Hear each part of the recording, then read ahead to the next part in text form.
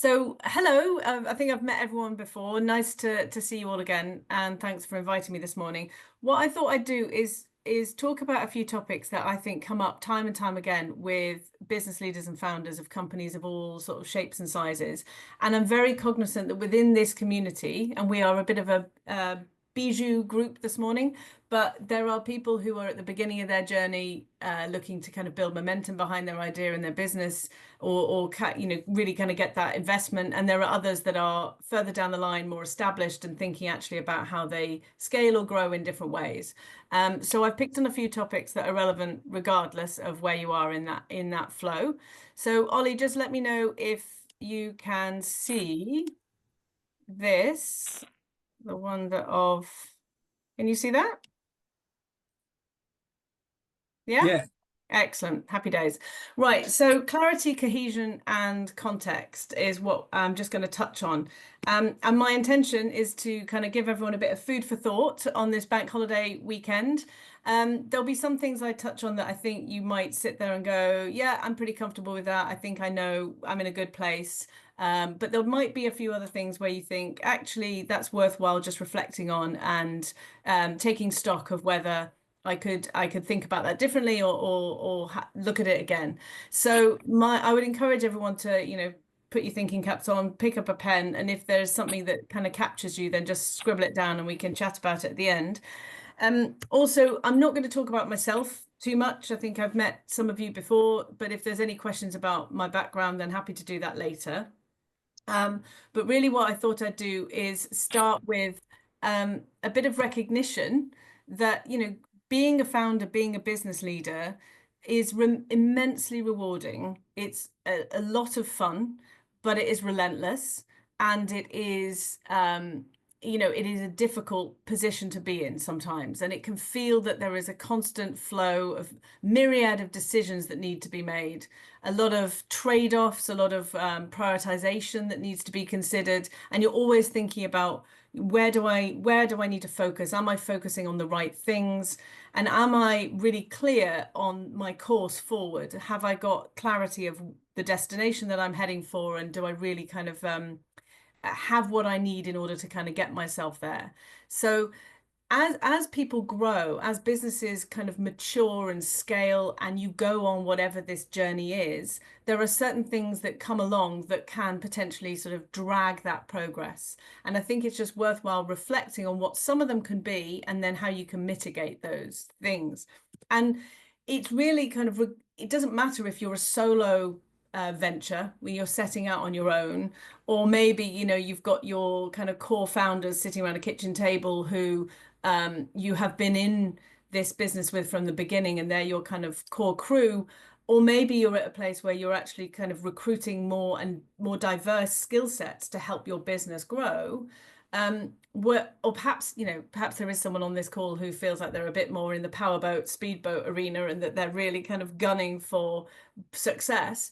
But wherever you're at, there is always going to be a need and a moment where it's valuable to reflect and just check in as to whether you are, you need to course correct at all. And some of the things that I see happening with businesses, small and big, are I've picked out a few. So one of the things that happens, and this may resonate with some of you, is as you get bigger, or as you go forward, new people and new voices come into play. And that can be from a team perspective. It might be that you're recruiting more people, or you're forming partnerships with others on a sustained basis that are going to help you kind of deliver your ambition. Or it may be advisors that you're bringing into the business, or indeed investors. But all those voices come with expectations, and they come with requirements. And often the instinct is because if you're a small business owner and you're managing things and there's a lot going on, is to just deal with them in the moment on a fairly transactional basis and to see them in isolation. And I think one of the challenges is as you go on this journey, you can pick up quite a lot of different voices and different stakeholders, different opinions that sit within and around your business. And unless you're proactive and thoughtful about how you're going to proactively manage that kind of growing ecosystem, then that can become potentially burdensome and a bit of a drag on your day-to-day life.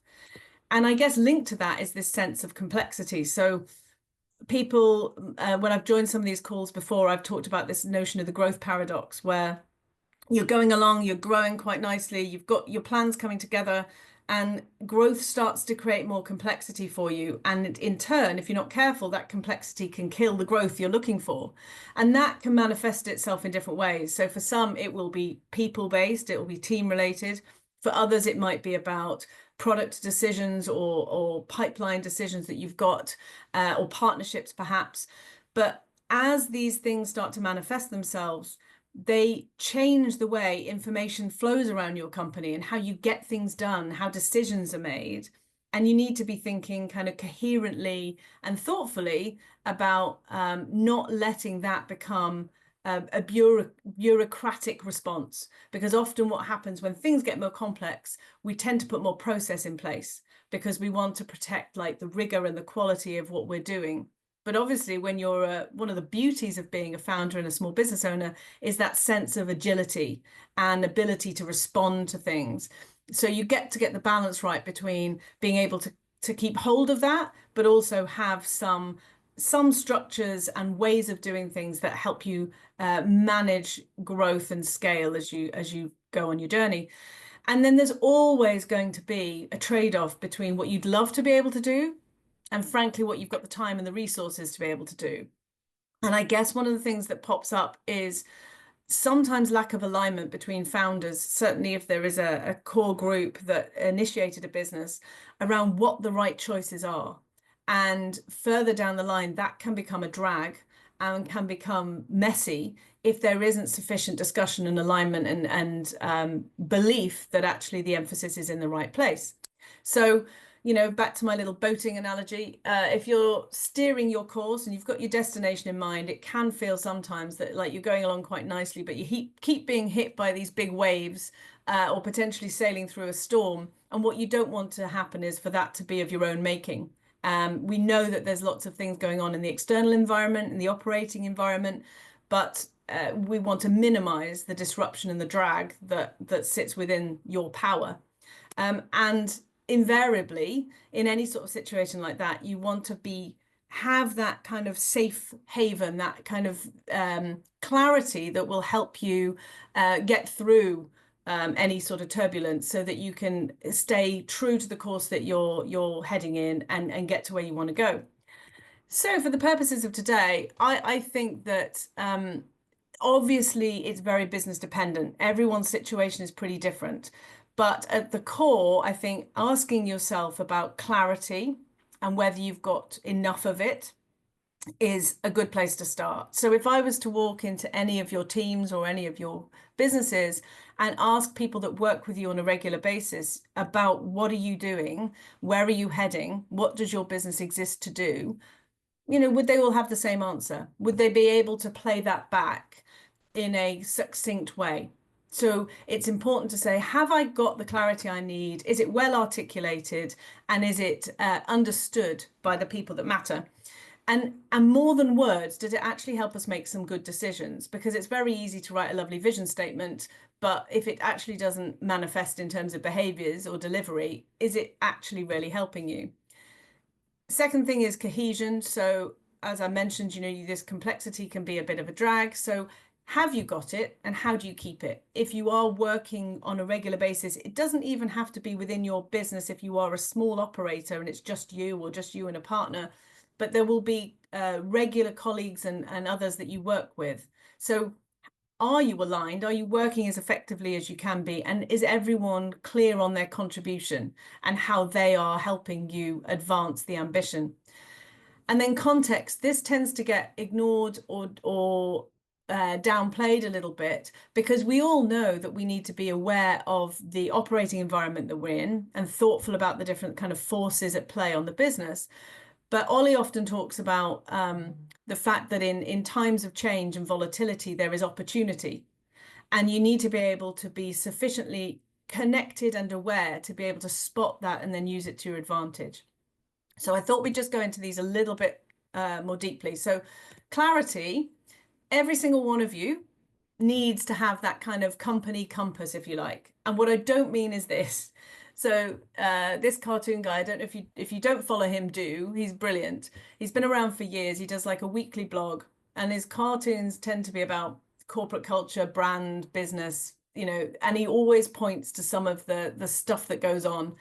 And what we don't want is like, a mission statement where it's just a set of cliches. Someone's got the thesaurus out and started picking out wonderful adjectives that sound great, but mean very little.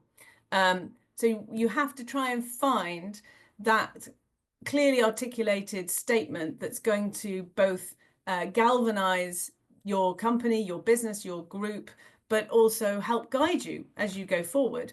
And I'm sure everybody on this call has one. You'll have put it at the top of your business plan.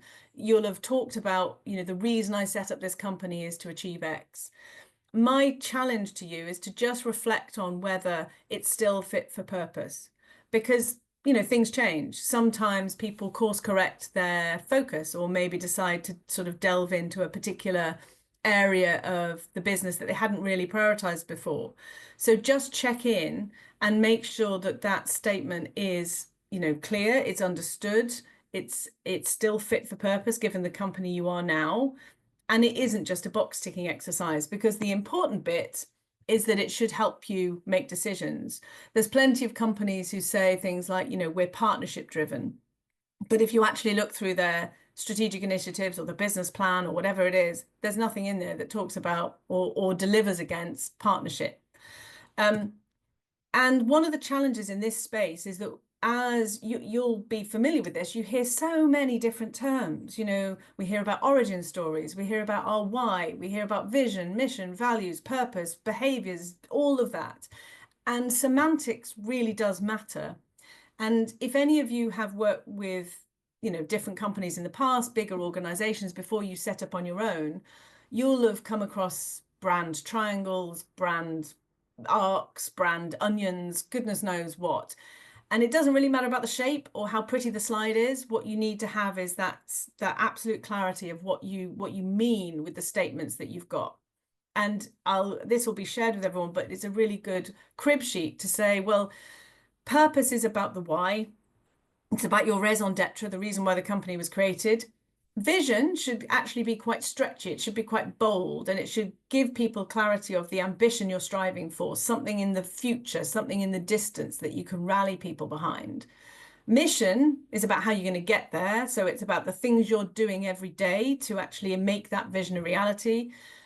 Behaviors, people actually don't often think about, but this should really help you pin down how it feels to work with you and partner with you and buy from you on a day-to-day basis. When you're on a good day, what does it be like to be around you? And then, of course, values underpin from an ethics perspective and your principles. I use a really simple model, and often if people have elements of this, you can shortcut the process, take what they've got and just apply some critical thinking to make sure it's still competitive, it's still compelling. And then, as I say, link it to operational decision making. So first, just sort of Friday, food for thought. Have you got it, and is it clear? And it's not just a nice to have. This is a McKinsey report from a couple of years ago that, demonstrates, and there's plenty of other data points out there, that companies that have clarity of purpose, they know what they're about, and it's something they commit to, will see better returns as they grow and as they strive to kind of develop their business. So there's plenty of other proof points I can offer if anyone's interested. A couple of years back, just to give you a concrete example, I worked with quite a small but very, very good political advisory business who were going through a period of change. They'd probably been around for about 10 years. A founder was stepping down. They had a new non-exec director joining their board. They had ambitions for the future, and they wanted to check in and do this process. They wanted to say, are we still in the right place? Are we still competitive? Are we compelling? And is our vision for the business right? So we went through the exercise of taking what they had, putting it in that context, reappraising it, and then looking at how that statement of intent translated to what they did and delivered for their clients every day. And that company has now kind of gone on to win lots of awards and grow. I think their growth rate is 30% year on year. They're doing incredibly well. And I think that's in no small part because they have this sort of clarity of intent. Right, take a breath, but I'm going to keep going. Cohesion, this manifests itself in lots of different ways. So last autumn, a CEO of a small UK business called me and said, look, I've got a business plan, but I'm really frustrated because my team doesn't get it. You know, they don't get the urgency that I feel. And I really need them to be part of this and to kind of get it. And the reality was, when you stop and talked to that team, they all had a different tenure in the business, a different area of responsibility, and didn't really feel that they had co-created that plan. And perhaps there were areas of that plan that they disagreed with. So if you don't have that alignment, you're never going to be able to kind of fully drive, get the momentum that you need to kind of make your business plan come to fruition as well as it can do. The other thing that tends to happen with founder-led businesses is as you get bigger, if you bring other people into the team, there can be a bit of a them and us sense, because you've got the original folk who set up the business, invested in it, it's their heart and soul, and then someone else joins, and you have to be really cognizant about how that should shift your comms and decision making and the way you work as a team. So that often is a challenge. There can be a situation if you're, I worked with a small business that had a base in the Netherlands and had opened one in North America. And they were a fairly small company, but the North American business was going really well.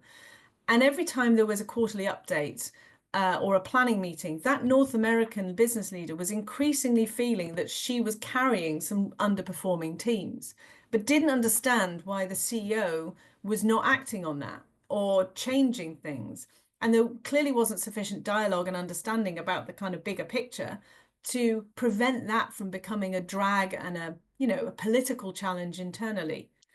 Similarly, there can be the challenge of, as a small business, there's so much we want to do and we're running all the time and we're trying to kind of capitalize on opportunities we see, but are we focused on the right things, and is there a shared view of what those right things are? So there's plenty of data points here that say, teams, however big or small they may be, need that alignment and need that clarity to kind of really help you achieve your ambitions. And often there's enough of a challenge in sort of navigating the external operating environment. You don't want to create further challenge internally as you go along the journey. And it's easy to see, if you think about 2 founders, 3 founders, you're sitting around your table and you're talking about the business plan, there's only 3 lines of communication. As soon as you start to add other voices and other people to that mix, it gets complicated really quickly. So my food for thought here is take the time in your planning cycles, when you're refreshing your business plan, when you're getting to that kind of 6-month mark in the year, or your quarterly sessions, to go through the process of making sure that there is alignment, and never assume that it's there, because if it isn't there, it can kind of quickly undermine your growth and your plans. Finally, context. I just wanted to make the point here that there is enough going on in the world that is buffeting businesses and will continue to do so, because it's just the way things are. There will always be political, economic, technological, societal shifts that you have to respond to. But you don't just want to be able to stand firm in those sort of situations and weather the storm. You actually want to be able to capitalize on it and hopefully get your surfboard out and start, doing some fantastic tricks on those big waves. So my point here is that it's very easy as a business owner and as a very busy founder to get myopic and to start to just focus on what's in front of you, because frankly, you need to deliver against that. But if you can, you need to balance it with an ability to look up and look out as the wider environment, and think not only about how does that help inform business planning, but how can you also use that to your advantage. So find the lateral connections, find the unexpected ways in which you can amplify your proposition and make more of it. And that often comes from connecting the dots in a bigger way.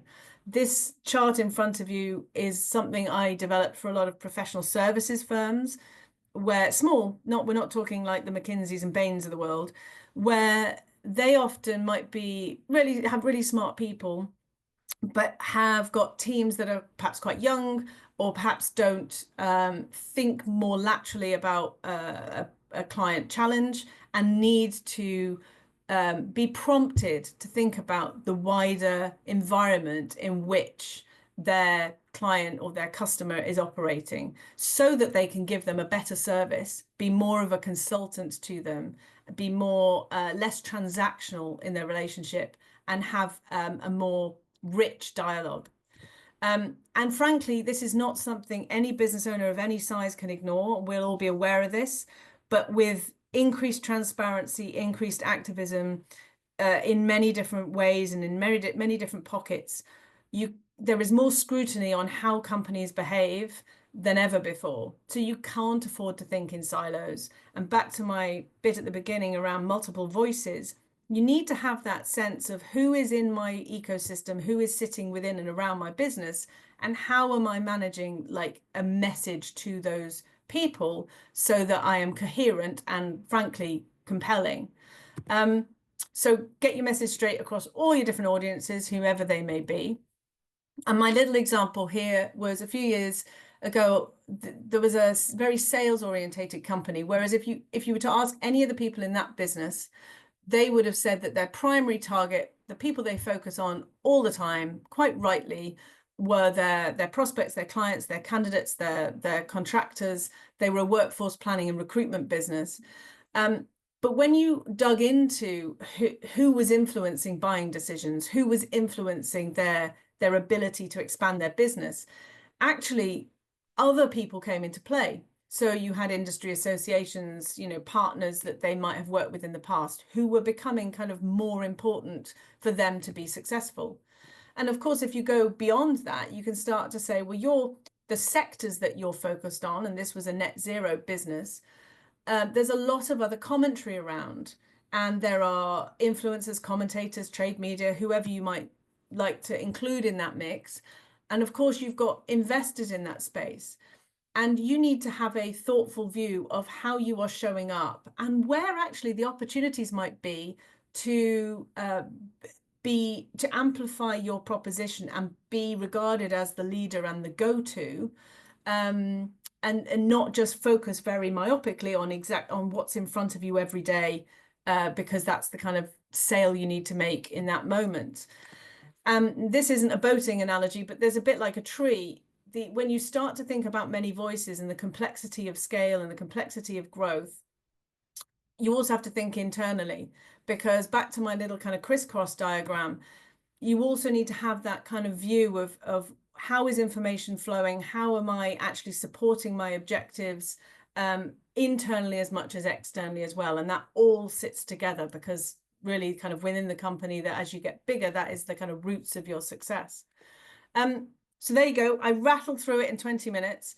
But my food for thought would be, ask yourself if you've got the clarity you need, and is it fit for purpose given any shifts and changes in your business? Do you have cohesion with if you're really small, with the people that you work with on a regular basis? Is there sufficient alignment, and is everybody kind of geared up to help you achieve your ambitions? And are you using the kind of wider environment in which you play to your advantage? How I work a little bit, I mean, I'll talk about myself another time, or if anyone's interested, but basically I try and work with people to connect the dots between their business plan, their comms, and their organizational culture, and actually the shifts that need to happen in that to be successful.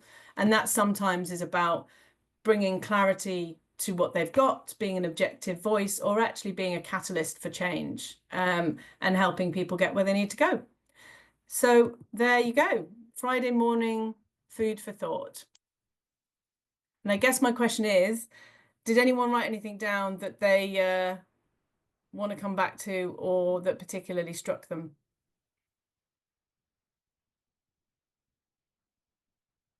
Oh, you're on mute. Hello. Oh, sorry. Go on, Peter.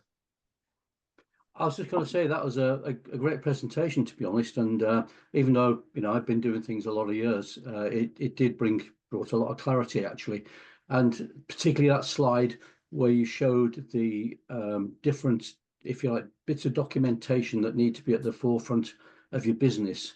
I'm an engineer, so behind that I always have clear objectives Yeah. and clear specifications that people work to. But having those things up front and having them in such a way that all the different people you're dealing with understand them, because people talk about missions, the government talks about missions. It means different things to different people. Yeah. Visions, and they can all get uh, mixed up as well. So that I was very impressed with that. Thank you very much. No worries. And you're right, it gets very convoluted and confused, and people use those terms interchangeably. And I think it doesn't have to be overly complex. A lot of management consultancies, a lot of big agencies out there charge a fortune and make a huge amount of money, making it much more complicated than it needs to be. But the important bit for me is, as you say, Neil, is connecting it to, oh, sorry, Peter, is connecting it to delivery. Is connecting it to actually, well, okay, great, we've got this mission, we've got this vision. What does that mean for our customer engagement or our proposition, or how does that connect to what we do every day? Sorry, Neil. Hi, Lisa. Great presentation again. I think for a small startup where a number of us are, and we've actually got real trajectory, it's at what point one decides that you actually need to have that scale up implementation and take that business to the next level. Right, because I Yeah. think as founders, you're in the grassroots, you're trying to hit revenues, you're trying to hit payroll, you're trying to do all these things, which is great. You've got momentum, you're trying. It's then as clear for founders. I think it is at what point do you step back and say, okay, if we really want to go for this, we want to be really professional and set the tone. At what point co-founders sit down and say, okay, we need real expertise, someone that has really scaled it to a different level. Well, So yeah, I mean, I think there's two things there. One is, I think there are certain inflection points as you grow, yeah, often around investment moments, where it's very helpful to reflect on how to mature to the next level, as you say, your articulation of who you are and what you do.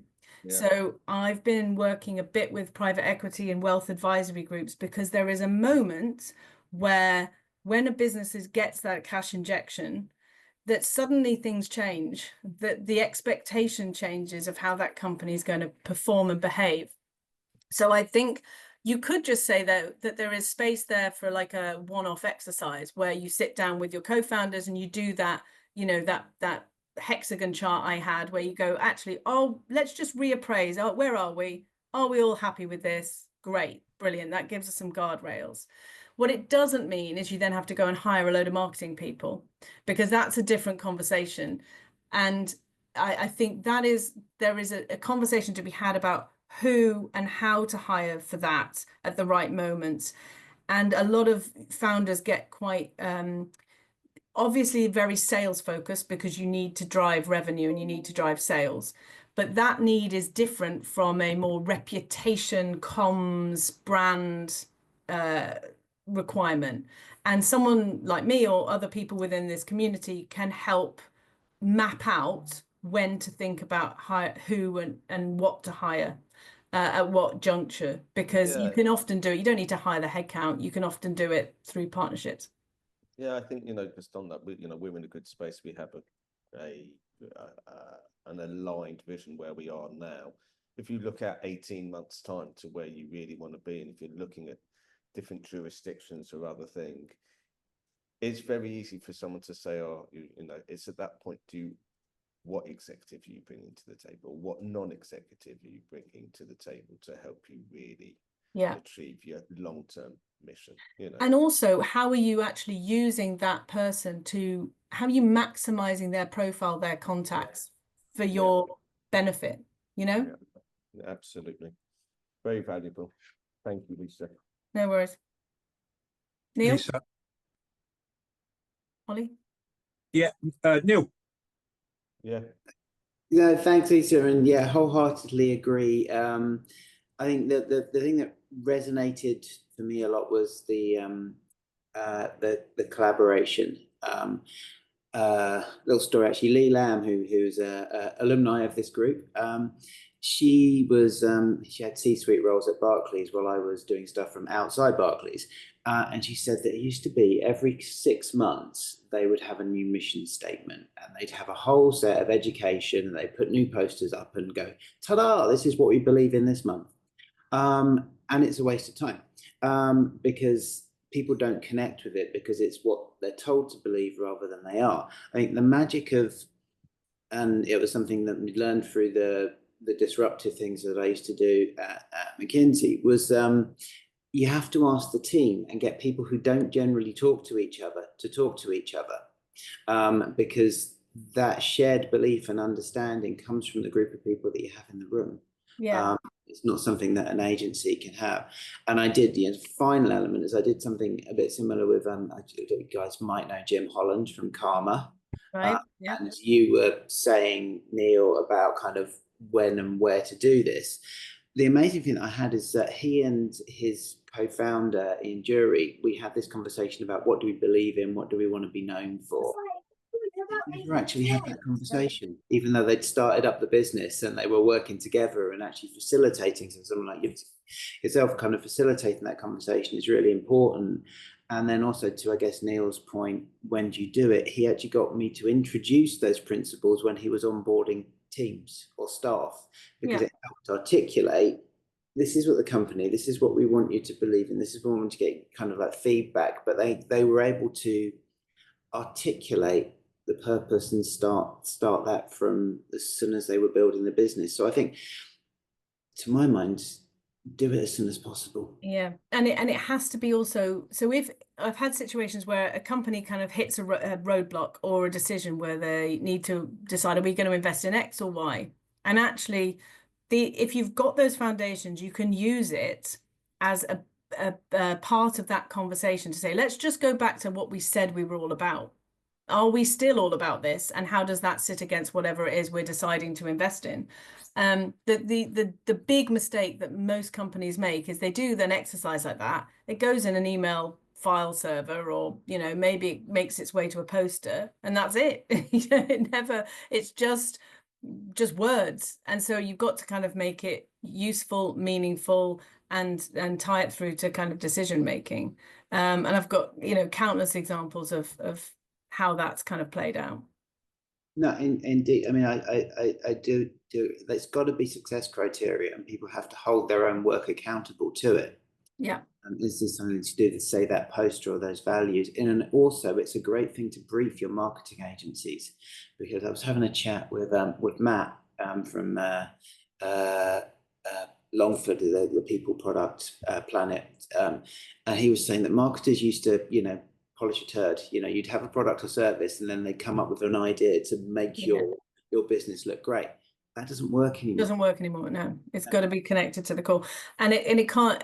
And in other companies, a bit like Peter saying within engineering, this isn't just something that sits in a marketing team or a brand team. This is fundamental to leadership. This is about that leadership group knowing what is the core essence of my business, and then how do I build from that foundation and make sure my team's aligned, that that we're using that emphasis to help hire in the right way, etc., etc. So it can sit across many different areas.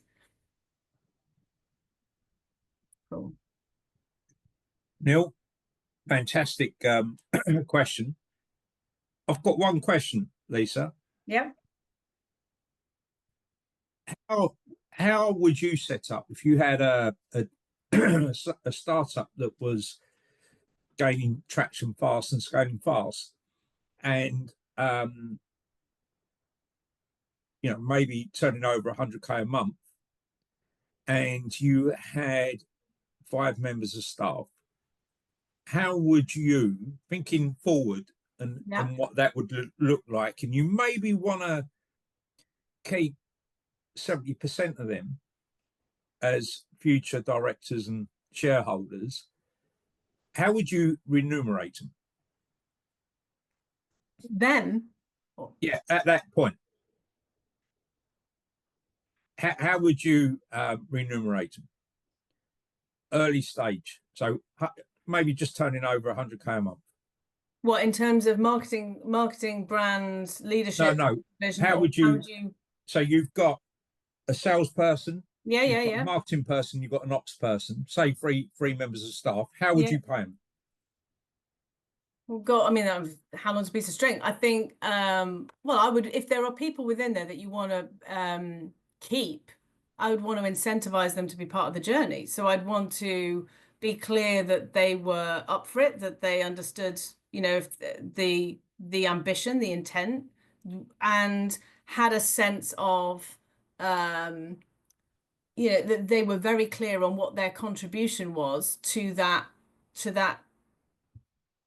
ambition that's been stated, and that they knew that this is going to be a 2-3 year journey, that these are what we're striving for, this is the milestones we're going to agree as a group. And because you've committed to be on that journey, if you as a founder think that they are sufficiently able to grow with you, then you'd probably want to ensure that they have skin in the game. Would you prefer for them to have a bonus system that was team related or based on individuals? Well, it kind of depends on what the business is and what you're set up to do. I think that nothing beats personal accountability. However, to your point about collaboration and cohesion, which is what I guess you're maybe thinking of, I don't think that has to necessarily result in bad behaviors. Do you know what I mean? So in a lot of professional services businesses or that type of world, people grow through pitting others against each other. And it obviously happens in sales, recruitment, those kind of spaces as well. And it can be very aggressive, and it can accelerate you quickly. But what it doesn't give you is that long-term cohesion and basis for the future. Now, I've worked with a business in the past that had a scorecard, and a quarter of that scorecard was about how much they gave away. So if they were, you know, referring business internally to a peer, they were acknowledged for that, to encourage that behavior. So they were still incentivized to deliver against their numbers, their plan, their target, but there was a proportion of their bonus that was related to their behaviors as a collective. That worked for them. There are things like that you can do to get the balance right, if that's what you're trying to get at, Ollie. Yeah, that's fine. Thank you very much, Lisa. Any additional questions, Neil? Just to add to that, and it was another lesson learned. At least was talking about behaviours and values. You know, a value with behaviour attached to it. If you have salespeople driven by acquisition, and I learned this one at a company I was doing their customer servicing, they don't care about retention, because they get rewarded for getting people across the line, and they don't care what happens when they move past that point. And I think if people are rewarded more holistically over the whole customer journey lifecycle part, that's much more important. Dan raising his thumb to that.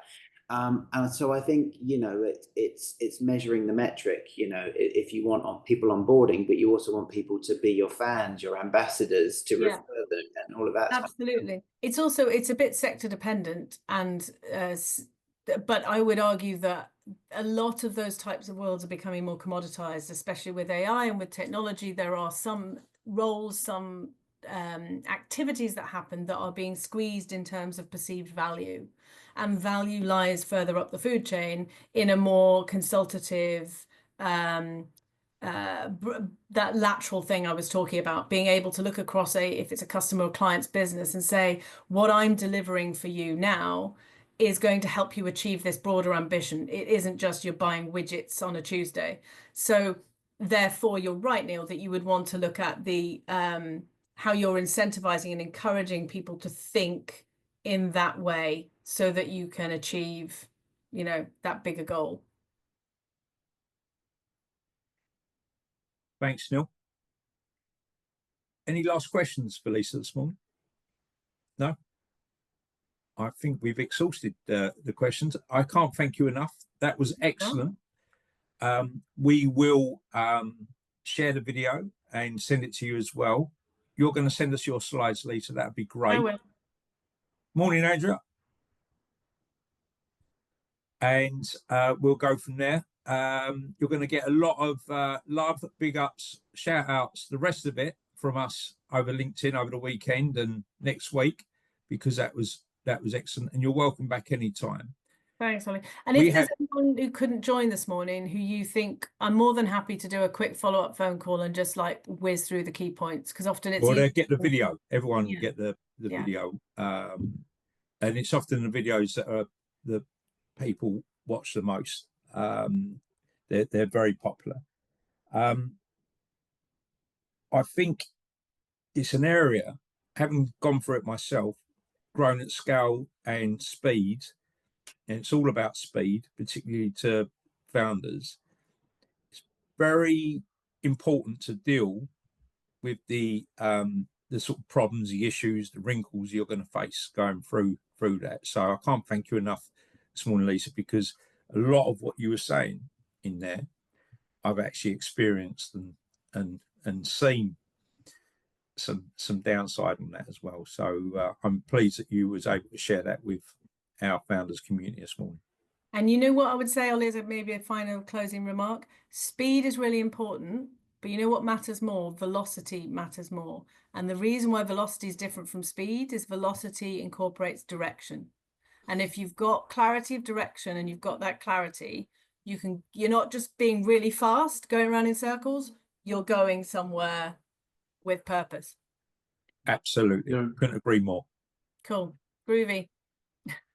You're welcome back anytime. Thanks, and see you soon.